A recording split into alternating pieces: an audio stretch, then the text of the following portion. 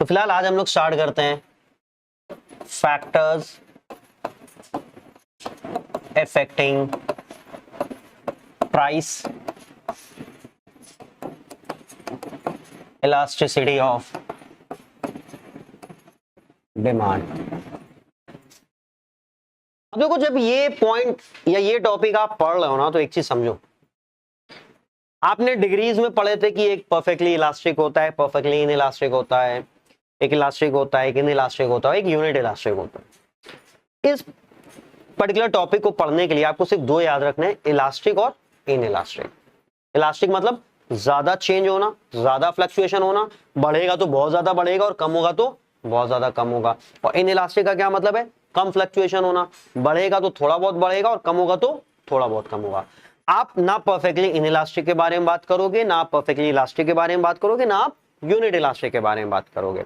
हमें बस एक आइडिया लगना है कि भैया वो क्या फैक्टर्स हैं जो इस चीज को डिटरमाइन करते हैं कि हमारे प्रोडक्ट की डिमांड इलास्टिक होगी या इनइलास्टिक होगी।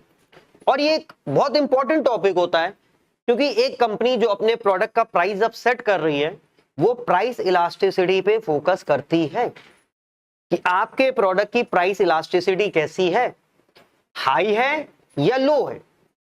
इफ इन केस आपके प्रोडक्ट की प्राइस इलास्टिसिटी लो है ना, तो लो होने का क्या मतलब है कि प्राइस के कम करने से डिमांड थोड़ी बहुत बढ़ेगी और प्राइस के बढ़ाने से आपकी डिमांड थोड़ी बहुत कम होगी। तो लो इलास्टिसिटी वाला क्या करता है? अपने प्रोडक्ट का प्राइस बढ़ा सकता है, क्योंकि उसको पता है प्रोडक्ट का प्राइस बढ़ाएंगे डिमांड थोड़ा बहुत कम होगा, ओवरऑल हमको फायदा ही होगा। लेकिन अगर हमको पता है कि हमारे प्रोडक्ट की डिमांड हाई है, इलास्टिसिटी हाई है, तो हम प्राइस बढ़ाएंगे नहीं, हम प्राइस कम करेंगे। क्यों? क्योंकि हमें मालूम है हम थोड़ा सा भी कम करेंगे तो प्राइस बहुत ज्यादा बढ़ जाएगा। हाई है ना, तो थोड़ा सा कम करेंगे तो बहुत ज्यादा बढ़ जाएगा, तो हम फायदे में रहेंगे। क्योंकि अगर हमने थोड़ा सा भी बढ़ाया तो बहुत ज्यादा कम हो जाएगा। तो इलास्टिसिटी का यूज ऐसे किया जाता है प्रोडक्ट का प्राइस डिटर्मिनेशन के लिए कि प्राइस को बढ़ाएं या कम करें। अगर इलास्टिसिटी हाई होगी तो हम प्रोडक्ट का प्राइस कम करके बेचेंगे, क्योंकि कम करके हम अपनी सेल को ज्यादा बढ़ा सकते हैं। और अगर इलास्टिसिटी लो हुई तो हम प्रोडक्ट का प्राइस बढ़ा के अपनी सेल को बढ़ा सकते हैं। ठीक है ना? चलो देखो जरा, जब हम फैक्टर्स की बात करते हैं, इसमें सबसे पहला आता है नेचर ऑफ कमोडिटी।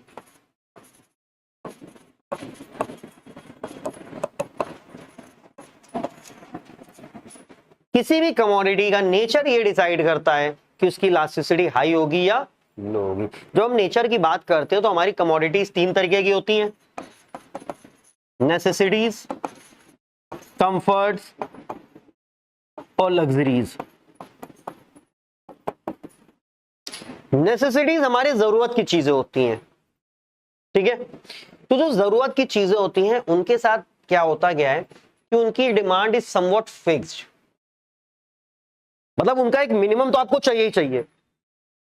समझे? जैसे जिंदा रहने के लिए भैया हमें दाल चावल रोटी तो चाहिए ही चाहिए, ठीक है। भरपूर दाल नहीं मिला, थोड़ा सा दाल, थोड़ी सी चावल, थोड़ी सी रोटी, एक मिनिमम इतना तो खाना हमको खाना ही खाना है। अब आप समझ रहे हो? उससे कम आप नहीं खाओगे, उससे कम खाना आप स्टार्ट करोगे आप वीक हो जाओगे, बीमार पड़ जाओगे ना। तो आपको एक मिनिमम आपकी डाइट है। ज्यादा में, तो ज्यादा में अगर जाना है तो आप फिर बेसिक दाल चावल क्यों खाओगे? फिर आप बिरयानी भी खाओगे, पनीर भी खाओगे, कोरमा भी खाओगे, स्टू भी खाओगे, हर चीज खाओगे ना। तो नेसेसिटी से आप ऊपर बढ़ जाओगे। नेसेसिटी एक बेसिक सर्वाइवल के लिए जरूरत है, एग्जिस्टेंस के लिए जो चीज जरूरी होती है उसे कहते हैं नेसेसिटी। तो इसकी जो डिमांड है वो तुम्हें क्या लगता है, मोर इलास्टिक होगी या लेस इलास्टिक होगी? लेस इलास्टिक होगी। अगर इसका प्राइस बढ़ भी गया तो क्या तुम इसका कंजम्पशन कम करोगे? नहीं, इसका जो कंजम्पशन है वो तो उतना ही रहेगा। सम बहुत थोड़ा बहुत आप एडजस्ट करोगे। और अगर इसका प्राइस कम हो गया तो आप इसको एक्स्ट्रा कंज्यूम भी नहीं करोगे, क्योंकि तो बेसिक है, ठीक है। तो नेसेसिटी के केस में डिमांड क्या होती है? इनइलास्टिक होती है। कहने का मतलब कि अगर प्राइस चेंज होगा तो डिमांड में फ्लक्चुएशन थोड़ा बहुत होगा as compare to change in price. तो प्राइस अगर 10% से बढ़ेगा तो डिमांड 10% से कम 10% नहीं, उससे कम फॉल करेगी। प्राइस अगर 10% फॉल करेगा तो डिमांड 10% से कम राइज करेगी। मतलब कभी भी डिमांड में जो चेंज होगा वो प्राइस के कंपैरिजन में प्रोपोर्शनेटली क्या होगा, कम होगा, नेसेसिटी के केस में। अब आते हैं बात कंफर्ट और लग्जरी की करें, तो कंफर्ट और लग्जरी, नाम ही है कंफर्ट, मतलब ये आपकी लाइफ में कंफर्ट ऐड कर रहा है, ये एग्जिस्टेंस के थोड़ी चाहिए, ये कंफर्ट ऐड करता है। लग्जरी शो ऑफ के लिए चाहिए, स्टेटस सिंबल के लिए चाहिए। तो आदमी क्या करता है ना, जब उसको मौका मिलेगा वो तुरंत इन पे जाएगा ज्यादा से ज्यादा। कौन अपनी लाइफ में कंफर्ट नहीं ऐड करना चाहता है? हर कोई अपनी लाइफ में कंफर्ट ऐड करना चाहता है ना। एटलीस्ट यार घर में एक एसी तो होना चाहिए। This is a part of comfort आज के टाइम में। हम लोग नॉर्थ इंडिया में रह रहे हैं, कानपुर में जिस हिसाब से गर्मी होती है, तो एटलीस्ट हम लोग सोचते हैं यार घर में एटलीस्ट एक एसी तो हो, कम से कम एक एसी हो। भाई जो बहुत वेल ऑफ नहीं होगा, बहुत अच्छा नहीं भी कमा रहा होगा, वो भी कोशिश करता है एक एसी लग जाए कमरे में, सब लोग उसी में, कोई बेड पे कोई जमीन पे बिछाई जाके सो जाएगा, सुकून से रात में हम सो सकते हैं। लेकिन ये उसका मिनिमम रिक्वायरमेंट है। एसी सस्ता मिला तो एक की बजाय दो खरीद लेगा। बिजली का बिल सस्ता हो जाए, वो काहे एक ही कमरे में, काहे दो ही कमरे में, चारों कमरों में एसी लगवाओ। बिजली का बिल सस्ता है ना, एसी सस्ता मिल रहा है ना। आ रही बात समझ में? तो कंफर्ट और लग्जरी की जो डिमांड होती है वो क्या होती है, इलास्टिक होती है। इनका अगर प्राइस फॉल होता है तो डिमांड बहुत तेजी से बढ़ती है, क्योंकि किसको नहीं चाहिए। तो जो आदमी नेसेसिटी पे सरवाइव कर रहा होता है, बात समझो, सरवाइव वो इधर कर रहा होता है लेकिन सपने वो इधर के देख रहा होता है। जो इधर पे है वो सपने इधर के देखता है। ये हमारा ह्यूमन नेचर है कि हम जिस लेवल पे होते हैं हमेशा उसके ऊपर क्या देख रहे होते हैं कि कब हम वहां पहुंचे। तो जैसे ही हमको मौका मिलता है हम लोग तुरंत वहां जाते हैं कि नहीं जाते हैं। अगर तुम इंडिया का करंट ट्रेंड पढ़ोगे तो इंडिया में क्रेडिट कार्ड्स की डिमांड बहुत बढ़ गई, लोग बहुत क्रेडिट कार्ड का यूज कर रहे हैं। क्यों? वही चीज, आप हो इस लेवल पे लेकिन आपको अपने से ऊपर वाला लेवल का लाइफस्टाइल दिख रहा है, आप उसको चाहना चाहते हो, तो आप उधार ले लेके काम कर रहे हो, आप उधार ले लेके काम कर रहे हो। तो वही चीज, आप यहां पे हो, आप यहां जाना चाहते हो, यहां पे हो, आप यहां जाना चाहते हो। तो थोड़ा सा भी प्राइस में फॉल होता है ना, आप तुरंत डिमांड को बढ़ा देते हो, तो डिमांड बहुत तेजी से बढ़ती है। उसी तरह अगर प्राइस बढ़ा ना, तो कौन सा ही जिंदा रहने के लिए जरूरी भाई, सड़क के नीचे आ जाओ, समझे? तो प्राइस बढ़ने से डिमांड कम भी बहुत तेज होती है और प्राइस से कम होने से डिमांड बढ़ती भी बहुत तेज है। तो इसकी डिमांड क्या होती है, इलास्टिक होती है। तो नेसेसिटी और कंफर्ट और लग्जरी। अब इन दोनों में अगर कंपेयर करोगे ना, तो लग्जरी की मोर इलास्टिक होगी, कंफर्ट के कंपैरिजन में ज्यादा इलास्टिक होगी। बट दोनों ही तुम्हारा इलास्टिक में काउंट किए जाते हैं, क्योंकि हम लोगों ने दो ही पढ़ा, इलास्टिक और इन इलास्टिक। क्लियर है पहला पॉइंट? इसमें कोई दिक्कत है? चलो नेक्स्ट पॉइंट पे चलते हैं, और नेक्स्ट पॉइंट है availability of substitute.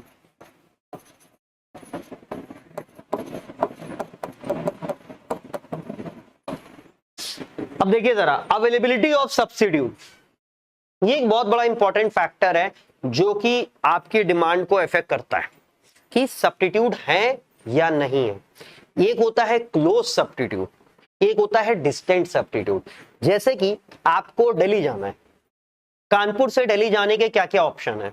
By road, अपनी प्राइवेट व्हीकल से जाओ, बस है सरकारी या प्राइवेट बस से जाओ, ट्रेन से जाओ और प्लेन से जाओ। ठीक है, अब हम प्लेन और ट्रेन की बात करें, प्लेन और ट्रेन ये दोनों मोड ऑफ ट्रांसपोर्ट है, दोनों आपको कानपुर से दिल्ली पहुंचा देंगे, but they are not perfect या substitute, they are distant substitute.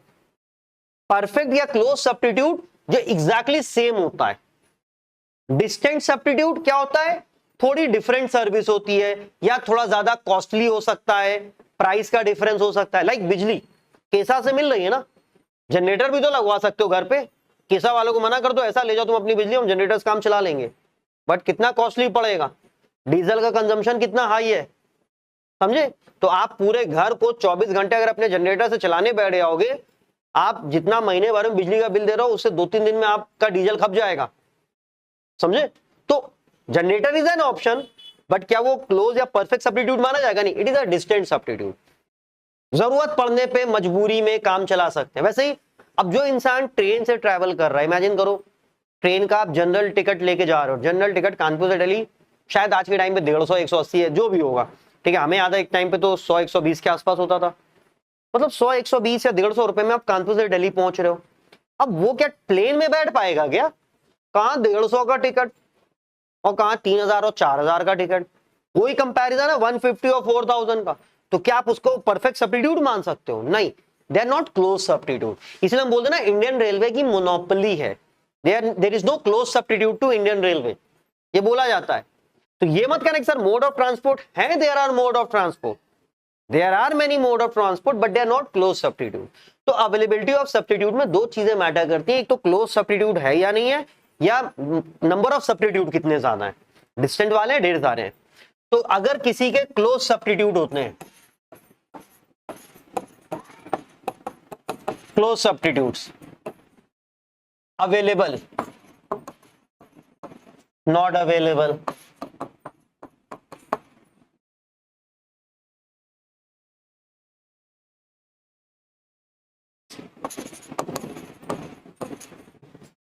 तो अगर क्लोज सब्स्टिट्यूट अवेलेबल होंगे तो आप इमेजिन करो एज अ कंज्यूमर, ए और बी दोनों क्लोज सब्स्टिट्यूट है, ए का प्राइस बढ़ गया, आप बी पे स्विच कर जाओ, एग्जैक्टली सेम सर्विस। क्लोज का मतलब क्या? Exactly same service. तो ए की जो डिमांड है उसमें फ्लक्चुएशन थोड़ा होगा कि ज्यादा होगा? अगर क्लोज सब्स्टिट्यूट है तो क्लोज सब्स्टिट्यूट है तो ए की डिमांड में थोड़ा फ्लक्चुएशन होगा कि ज्यादा फ्लक्चुएशन होगा? ज्यादा होगा, क्योंकि एग्जैक्टली सेम सर्विस है। पेप्सी और Coke almost same, exactly same कह सकते हो ना, दे आर क्लोज सब्स्टिट्यूट। तो अगर पेप्सी अपना प्राइस बढ़ाएगी तो पेप्सी वाले कोक पे स्विच कर जाएंगे, कोई इशू नहीं उनको। कोक अपना प्राइस बढ़ाएगा तो कोक वाले पेप्सी पर स्विच कर जाएंगे, कोई इशू नहीं। इसलिए लोग कभी प्राइस किसी से ज्यादा नहीं रखते, ऑलमोस्ट बराबर रखते हैं। ज्यादा रखने के लिए डिफरेंट वर्जन लेके आते हैं। कई बार इन्होंने ट्राई किया, चलो अच्छा ये वाला ट्राई कर, ये वाला ट्राई कर, आप सोचते हैं हटाओ फेंको, बेचो, पेप्सी और कोक बेचते रहो। समझे बात? अब ये बताओ, पेप्सी और ऑरेंज जूस क्या ये क्लोज सब्स्टिट्यूट है? ठंडी में आप ऑफर दोनों को कर सकते हो कि भाई पेप्सी लोगे कि जूस पियोगे, one is carbonated drink and other is not, they are not close substitute, they are substitute, distant substitute. ठीक है ना? तो अगर क्लोज सब्स्टिट्यूट अवेलेबल होंगे तो डिमांड क्या होगी? इलास्टिक। बट कोई क्लोज सब्स्टिट्यूट अवेलेबल ही नहीं है तो डिमांड क्या होगी? इनइलास्टिक। अब जो बंदा इंडियन रेलवे की जनरल क्लास से ट्रेवल करता है वो क्या करेगा? अगर जनरल क्लास का टिकट 120 से 150 कर भी दिया गया ना, still it is very cheap. वो बस से भी नहीं जा पाएगा, बस से भी जाने का 300 400 500 रुपया लग जाएगा। और कहा यहाँ कितने में जा रहा है? वो 150 में जा रहा है। तो 500 में तो अपने साथ 3 लोग को लेके चला जाएगा, 50 पे बचा भी लेगा। वो आ रही ना बात समझ में? तो अगर क्लोज सब्स्टिट्यूट अवेलेबल नहीं तो डिमांड क्या होगी? इनइलास्टिक होगी, कि प्राइस बढ़ भी गया तो डिमांड में थोड़ा बहुत डिफरेंस आएगा। सेम वही चीज होती है large number of substitute, there are many options. Close नहीं है but there are many options, ठीक है, थोड़े बहुत डिफरेंसेस के साथ। तो उस केस में क्या होता है? अगर लार्ज सब्स्टिट्यूट अवेलेबल है, large number of substitute available है, तो आपने प्राइस थोड़ा सा भी बढ़ाया, आपके 10-12 सब्स्टिट्यूट है, तो कुछ कस्टमर आपका ए पे जाएगा, कुछ बी पे जाएगा, कुछ सी पे जाएगा। तो हर प्रोडक्ट पे थोड़ा थोड़ा भी स्विच करेगा तो आपकी डिमांड में थोड़ा फ्लक्चुएशन आएगा कि ज्यादा आ जाएगा? बहुत ज्यादा फ्लक्चुएशन आ जाएगा। तो अगर large number of substitute available है तो डिमांड क्या हो जाएगी? इलास्टिक हो जाएगी।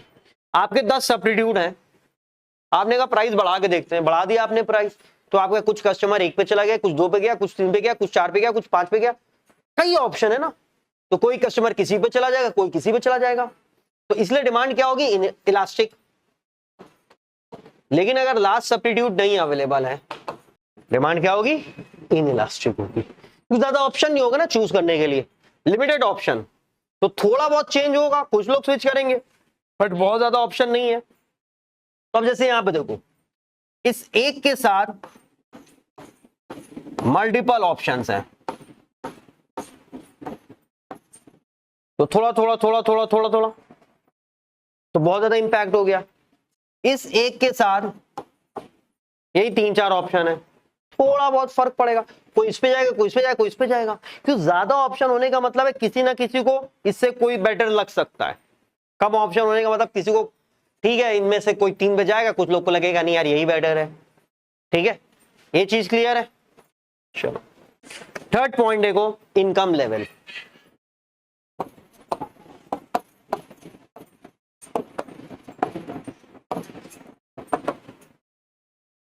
इनकम लेवल क्या है कि आप एक हाई इनकम ग्रुप को बिलोंग करते हो या लो इनकम ग्रुप को बिलोंग करते हो, आप रिच हो कि पुअर हो, सिंपल सी चीज है। तो ये अब इसका आंसर था, तुम ही लोग बताओ। एक अमीर आदमी प्राइस के हिसाब से ज्यादा अपनी डिमांड को एडजस्ट करेगा कि गरीब आदमी ज्यादा एडजस्ट करेगा? गरीब आदमी, है ना। गरीब आदमी प्राइस के हिसाब से डिमांड को ज्यादा एडजस्ट करता। अमीर आदमी अरे ठीक है यार, 100-200 का मुंह क्या देखे, उसके पास पैसा है तो 100-200 का मुंह नहीं देखेगा, लेकिन जिसके पास कम होगा वो तो मुंह देखेगा ना। तो रिच के लिए या हाई इनकम ग्रुप के लिए, हाई इनकम लेवल कह लें, डिमांड क्या होगी? इलास्टिक या इन इलास्टिक? In elastic. ज्यादा चेंज थोड़ी आएगा इसकी डिमांड में। लेकिन लो इनकम ग्रुप पीपल है, लो इनकम लेवल यानी कि पुअर, तो डिमांड क्या हो जाएगी? इलास्टिक। तो बहुत बार कंपनी क्या करती है ना, जैसे इंडियन रेलवे का अगर मैं एग्जांपल है, एसी का ticket first AC, second AC, third AC कितना हाई है, और स्लीपर और जनरल का वो कम रखती है। वहां पे डिमांड इलास्टिक है, बताएगा अगर हम बढ़ाएंगे तो बहुत से लोग कटेंगे ना। तो बहुत सी कंपनी क्या करती है, जो अमीरों के लिए प्रोडक्ट बनाती है वो महंगा रखेगी, प्राइस को बढ़ा भी सकती है, उसको पता है वहां पे डिमांड क्या है, इनइलास्टिक है। पर जब गरीबों के लिए बना रही है तो कैसा बना रही है, सस्ता रख रही है, और प्राइस को बढ़ाने बजाय कम करने पे फोकस करेगी, ताकि इनकी इलास्टिक डिमांड है, कम करने पे डिमांड तेजी से बढ़ेगी, कमा लेंगे। लेकिन बढ़ा दिया तो नुकसान में जाएंगे। ठीक है। चौथा है प्राइस लेवल,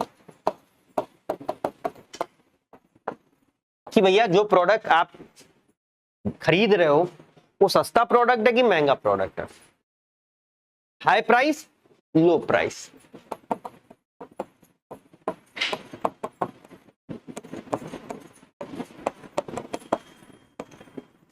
हाई प्राइस के प्रोडक्ट में, जैसे कि कोई चीज 10,000 की है, उसका प्राइस 10,000 का है। अगर हमने कहा कि इसका प्राइस 20% भी बढ़ गया तो कितना हो जाएगा, 12,000। कोई चीज 100 रुपए की है, हमने कहा इसका प्राइस 30% से बढ़ गया तो कितने का हो गया, 130 का हो गया। किसमें इंक्रीज, परसेंटेज भूल जाओ, किसमें ज्यादा बढ़ा है, 1000 से 12,000 ज्यादा बढ़ा है कि 100 से 130 ज्यादा बढ़ा है? 1000 से 12,000 भाई, 2,000 से बढ़ रहा है, क्या देख रहे हो तुम लोग। उसका प्राइस 2,000 से बढ़ रहा है और इसका प्राइस सिर्फ 30 रुपए से बढ़ रहा है। परसेंटेज के पीछे मत जाओ। तुम्हारी जेब पे कौन असर करेगा, ये 30 रुपीज असर करेगा कि 2,000 असर करेगा? 2,000 वाला ज्यादा असर करेगा ना। टूथपेस्ट है ना घर में सबके, सबको ब्रश करते हो ना, कितने का आता होगा? बहुत महंगा लाओगे, 100-150 रुपए का ले आओगे, यही तो होएगा। अरे हम कह रहे 200 का ले आओगे तो बड़ा ट्यूब मिल जाएगा, और एक बड़ा ट्यूब महीना 2 महीना चलता है भाई, खत्म ही नहीं होता है। अगर आप इतना सा भी ट्यूब लेके आ गए ना, वो भी 20 दिन चलेगा, छोटा वाला ट्यूब। हम तो बड़े वाले ट्यूब की बात कर रहे हैं। कितना चलेगा वो, 2-3 महीना चलेगा। 5-6 लोगों का घर है तो खत्म ही नहीं होगा, 2-3-4 महीने तक चलता रहेगा। अब इमेजिन करो 200 रुपए की चीज ला रहे हो, अगर वो महंगी हो भी रही तो 200 से 250 होएगा ना, कोई फर्क पड़ेगा 50 रुपए से?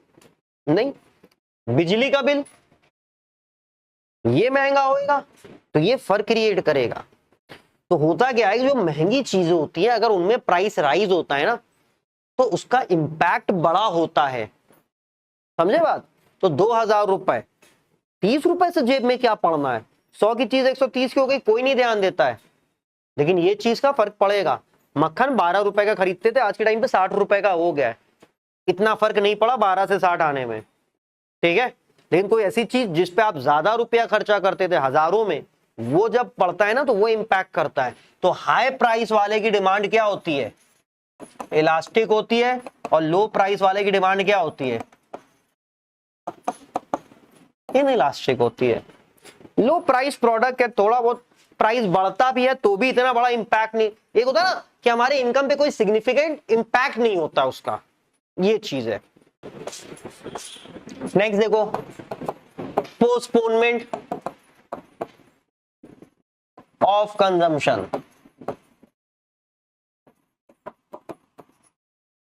तो कैन बी पोस्टपोन, पोस्टपोन का मतलब समझते हो ना, कैन नॉट बी पोस्टपोन। हाँ भाई, कौन पोस्टपोन का मतलब नहीं समझता है? पोस्टपोन करने का क्या मतलब है? टाल देना, ना बाद में। बीमार पड़ गए, तबीयत खराब है, छोड़ो हटाओ, बाद में दवा खा लेंगे, ऐसा सुना है कभी? कोई बीमारी पे दवा को डालता है? नहीं। तो दवा क्या पोस्टपोन हो सकती है? नहीं। तो जिसकी डिमांड को आप पोस्टपोन नहीं कर सकते वो क्या है? इनइलास्टिक है। अब स्कूल में बोल दिया गया कि भैया यह है, बस ले आओ, कल ही जरूरत है, तो आपको खरीदना है तो खरीदना है। स्कूल में बोली गई एक टी शर्ट लेके आना ब्लू कलर की, शाम में तुम 8 बजे पापा को बता रहे हो, अब वो हाइप पर, जब मार्केट बंद होने का टाइम आया तो तुम बता रहे हो, भागते दौड़ते गए लाल बंगले में, एक दुकान खुली, घटिया सी टी शर्ट, कह रहा 900 की देंगे। 300 की उस टी शर्ट की औकात नहीं, 900 की दे रहा, लेकिन क्या करोगे, अब तो खरीदोगे ना, क्योंकि अभी पोस्टपोन नहीं कर सकते। नॉर्मल टी शर्ट खरीदने का नहीं करेगा। फर्नीचर पोस्टपोन कर सकते हो, कार पोस्टपोन कर सकते हो, कार के बिना तो मर तो जाओगे नहीं, कार है ठीक है यार 1 महीने बाद खरीद लेंगे, आ रही ना बात समझ में? घर में फर्नीचर नहीं आना है कोई बात नहीं, 1 महीने बाद 10-15 दिन के बाद देख लिया जाएगा। कुछ चीजों की डिमांड पोस्टपोन हो सकती है, कुछ चीजों की डिमांड पोस्टपोन नहीं हो सकती है। तो जिसकी डिमांड पोस्टपोन हो सकती है उसकी डिमांड क्या होगी? इलास्टिक होगी। प्राइस बढ़ गया, रोक दो, अभी नहीं खरीदेंगे। सोना पोस्टपोन कर सकते हो ना, गोल्ड के बिना कौन सा मरे जा रहे हो? दादी तड़प रही, क्यों? इनको जो है एक सोने कंगन चाहिए, जब तक नहीं मिलेगा तबीयत नहीं सही होगी इनकी। डॉक्टर ने बोला इनको एक सोने कंगन पहनाओ, इनकी तबीयत सही हो जाए। कभी ऐसा सुना है क्या? नहीं सुना है ना। तो सोने का आपने देखा है प्राइस बढ़ गया, रुको यार नहीं लेंगे, अच्छा बाद में ले लेंगे। दवाई के बिना तड़प सकती हैं, ठीक है, वो दवाई तुमको उनको तुरंत लाके देनी पड़ेगी, उसको पोस्टपोन किया तो दादी हो गई। तो जिस चीज की आप डिमांड को पोस्टपोन कर सकते हो उसकी डिमांड क्या होगी? इलास्टिक होगी, क्योंकि प्राइस चेंज हुआ, आप रुक गए, प्राइस बढ़ा, आपने रोक दी डिमांड, डिमांड तेजी से गिर गई। यहां पे क्या है, प्राइस बढ़ा, मजबूरी, खरीदेंगे, तो डिमांड उतना कम नहीं हुई। इसमें कोई दिक्कत है? फिर देखो जरा नंबर ऑफ यूजेस, मुझे लग रहा है आज पूरी क्लास इसी में खत्म हो जाएगी। Number of uses, there are certain commodities which can be put to many uses, multiple uses, like electricity, like milk। अब मिल्क के कितने यूज हैं? चाय पियो, कॉफी पियो, दूध पियो, दही जमाओ, खोया बनाओ, पनीर बनाओ, चीज बनाओ, ठीक है, जो मर्जी हो दूध का बना लो, दूध से नहाओ, मुंह धो, सब कुछ कर सकते हो। आ रही बात समझ में? इलेक्ट्रिसिटी, ठीक है, ये हीटिंग लाइटिंग के तो काम आ ही रहा है, कुकिंग भी कर सकते हो, बहुत से काम इलेक्ट्रिसिटी के भी होते हैं, किसी को झटका झटका दे के मारना हो तो भी इलेक्ट्रिसिटी, ठीक। तो कुछ कमोडिटीज है, they have multiple uses and they are certain commodities with limited uses. तो किसी किसी कमोडिटी का मल्टीपल यूज है, किसी किसी कमोडिटी का लिमिटेड या सिंगल यूज है। अब समझो जरा, मल्टीपल यूज है, प्राइस कम हुआ, दूध का प्राइस कम हो गया, पर आपने दूध वाले से कहा ऐसा लाओ 5-6 लीटर दूध डेली, घरी में दही बन रही, दही घरी में खोया जल रहा है, मिठाइयां बन रही हैं, सारे काम दूध के हो रहे हैं, आपने उसके नंबर ऑफ यूजेस बढ़ा दिए, मल्टीपल यूज है ना, तो प्राइस बढ़ा, कम हुआ, आपने नंबर ऑफ यूजेस बढ़ा दिए, तो डिमांड में फ्लक्चुएशन थोड़ा हुआ कि ज्यादा होएगा? ज्यादा होएगा, तो डिमांड क्या हो जाएगी? इलास्टिक। उसी तरह प्राइस बढ़ गया तो आपने नंबर ऑफ यूज कम कर दिए, और मोस्ट इंपॉर्टेंट जो है बस उतना ही यूज कर रहे हो। लिमिटेड या सिंगल यूज में क्या है, प्राइस बढ़ भी गया तो उसका जो यूज है उतना तो आपको लेने ही पड़ेगा ना, तो वहां पे डिमांड क्या होती है? इनइलास्टिक। समझे बात? नंबर ऑफ यूजेस, ठीक है। फिर है शेयर इन टोटल एक्सपेंडिचर। हमारे मंथली खर्चों का, हमारे मंथली बजट का वो कितना परसेंटेज बनता है? जैसे कि साबुन, नहाते तो हर कोई हो गए, तो अभी बताओ साबुन कितना महंगा आता है? वो तो शावर जेल है, उसको छोड़ दो, ठीक है, वो शावर जेल है, तो साबुन आप लेने जाओ, बहुत महंगा होगा एक साबुन, 50 रुपए का होगा। अच्छा पहले क्या होता था, पहले कॉमन टॉयलेट होते थे, घर में एक टॉयलेट, और बड़े परिवार मतलब पापा चाचा बड़े अब्बा छोटे अब्बा सब एक ही घर में रहते, तो एक टॉयलेट होता था, ठीक है, एक साबुन वो इस्तेमाल हो रहा है, तो थोड़ा जल्दी खपत होती थी, जल्दी खप जाता था ना। अब घर में 4 परिवार रह रहे हैं, सब में 5-5 लोग हैं, तो 20 लोग, एक बाथरूम, 20 लोग रोज नहा रहे हैं, साबुन की क्या हालत होती होगी, ठीक है। अब आज के टाइम पे क्या है कि भाई सेपरेट टॉयलेट वाला सबका हो गया, अगर 4 परिवार भी रह रहे हैं तो 4 परिवार में हर परिवार में 5 मेंबर और सबके अपने रूम और सबके अपना पर्सनल टॉयलेट, मतलब एक साबुन लाके रख दिया तो फिर तो चल ही रहा है, खत्म ही नहीं हो रहा भाई। और डिटॉल लिया तो नहीं खत्म होने वाला है, वो तुम मर जाओगे वो नहीं मरेगा जल्दी, अगर सिंगल आदमी यूज कर रहा है तो ऐसा साबुन है। हाँ पिया तो डब थोड़ा सेंसिटिव होते हैं, उनको एक दिन लगाओ दूसरे दिन वो गायब हो जाते हैं, उनके साथ ये होता है। हाँ वाकई में, एक दिन तुम इस्तेमाल करो धूप में छोड़ दो, अगले दिन दिखेगा नहीं यहाँ कोई साबुन रखा था, एक पतली सी परत पड़ी होगी उसकी, पतली सी लेयर। तो ये कितने के आते हैं, 20 रुपए, 30 रुपए, 50 रुपए, ऐसे ही तो है ना।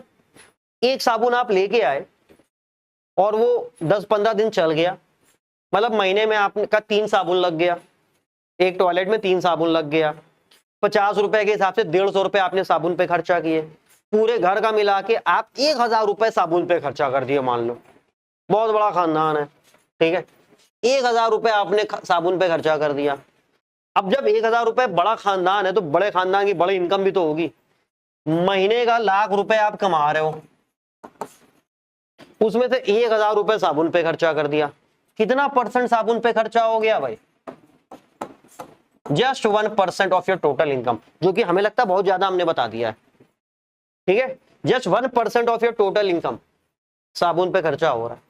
लेकिन बिजली का बिल कितना आ जा रहा है, 20,000, 25,000, बड़ा घर है तो, छोटे घर का 10,000, छोटे घर का 10,000, बड़ा घर है तो 20-25,000 आ जा रहा है, डिपेंड करता है फैमिली साइज पे, जितना फैमिली साइज बड़ा उतने ज्यादा एसी, उतना ज्यादा बिजली का कंजम्पशन। तो अगर मान लो आपका एक 25,000 का बिल आ गया और 1,00,000 रुपए आपकी इनकम है, कितना परसेंट हो गया, तो इनकम का परसेंटेज कौन ज्यादा है एक्सपेंडिचर का, ये कि ये अगर यहां पे हम 10% भी बढ़ाएंगे तो ये मेरे बजट को, मंथली बजट को इफेक्ट करेगा, इसको अगर बढ़ाएंगे ना 10% तो 1.1 हो जाएगा, ये मेरे मंथली बजट को कोई इफेक्ट नहीं करेगा। तो वही चीज बोला गया, शेयर इन टोटल एक्सपेंडिचर अगर लो शेयर है तो इलास्टिसिटी क्या होगी, इनइलास्टिक, कि सोप और टूथपेस्ट के केस में होती है, सोप हो गया, टूथपेस्ट हो गया, नमक हो गया, महीने में घर में कितना नमक का पैकेट आ जाता है, ज्यादा ज्यादा 2 आता होगा, बहुत हद होगा 2 आता होगा भाई, 2 नमक का पैकेट 40 रुपए, और महीने का बजट देख लो तुम, उसमें 40 रुपए देख लो कितना है, तो इनइलास्टिक होगी। लेकिन अगर कोई हाई शेयर वाला प्रोडक्ट है तो उसमें डिमांड क्या होगी, इलास्टिक होगी। क्यों, क्योंकि जब उसका चेंज, उसमें जब चेंजेस आएंगे तो वो मेरे ओवरऑल एक्सपेंडिचर को इफेक्ट करते हैं, समझ गए, इसमें कोई दिक्कत है, चल भाई फिर देखो,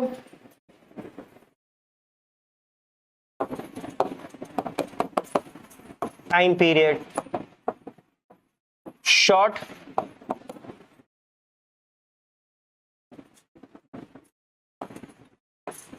और लॉन्ग। कोई चीज अगर आपको with in month, with in 2 month, with in 3 month अगर हो तो वहां पे डिमांड क्या होगी, इलास्टिक या इनइलास्टिक, इनइलास्टिक। शॉर्ट पीरियड में डिमांड क्या होगी, इनइलास्टिक, क्योंकि डिमांड ज्यादा एडजस्ट नहीं हो सकती शॉर्ट पीरियड में, शॉर्ट पीरियड में डिमांड ज्यादा एडजस्ट नहीं हो सकती, बस जो है उसी में मैनेज करो। लेकिन जब आप लॉन्ग पीरियड की बात करते हो तो लॉन्ग पीरियड में, लॉन्ग पीरियड में डिमांड क्या होगी, इलास्टिक होगी। क्यों भाई, नए सब्स्टिट्यूट आ जाएंगे, है लॉन्ग पीरियड का मतलब साल भर से ज्यादा का टाइम है, तो कोई नई कंपनी आ गई, नया प्रोडक्ट लेके आ गई, नया सब्स्टिट्यूट आ गया, तो यहां पे डिमांड एडजस्ट हो सकती है, इसलिए फ्लक्चुएशन ज्यादा आ सकते हैं, ठीक है ना। अच्छा लास्ट में एक है हैबिट, अगर आपको किसी चीज की हैबिट है तो क्या लगता है उसकी डिमांड क्या होगी, इलास्टिक या इनइलास्टिक? अगर आपको किसी चीज की हैबिट है तो डिमांड क्या होगी, इनइलास्टिक। आदत है भाई, हैबिचुअल हो तो प्राइस के बढ़ने या कम होने से क्या कम खरीदना कर दोगे या ज्यादा? हैबिचुअल हो ना, तो हैबिट में क्या होता है, अगर प्राइस कम बढ़ भी गया तो ऑलमोस्ट जो खरीदो उतना ही खरीदोगे, कम भी हो गया तो एक्स्ट्रा थोड़ी, आदत है ना, तो उसका तो तुम सफिशिएंट कंज्यूम कर ही रहे हो, तो प्राइस बढ़ने से आपकी डिमांड में कोई खास फर्क नहीं आएगा। तो हैबिचुअल में क्या है, डिमांड क्या होगी, इनइलास्टिक। तो ये हो गए हमारे सारे factors affecting price elasticity of demand के सारे क्या हो गए हमारे factors affecting price elasticity of demand. क्या क्या फैक्टर्स हो गए, nature of commodity, availability of substitute, income level, price level, share in total expenditure, postponement, time period, habits, और कोई बच गया? Number of uses. टोटल 9 हम लोगों ने पॉइंट्स किए। तो इसमें कोई दिक्कत है नहीं। तो अब इस चैप्टर में सिर्फ एक चीज बचती है जो है न्यूमेरिकल। और जब हम न्यूमेरिकल की बात करते हैं तो ये न्यूमेरिकल आपके 2-3 फॉर्मूलों पे बेस्ड होते हैं। एक आपका एक्सपेंडिचर मेथड है,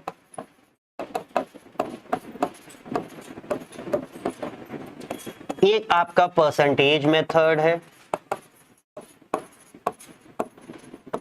परसेंटेज मेथड जहां पे आप ये फॉर्मूला यूज करते हो, percentage change in quantity demanded upon percentage change in price. और एक कहलाता है प्रोपोर्शनेट मेथड,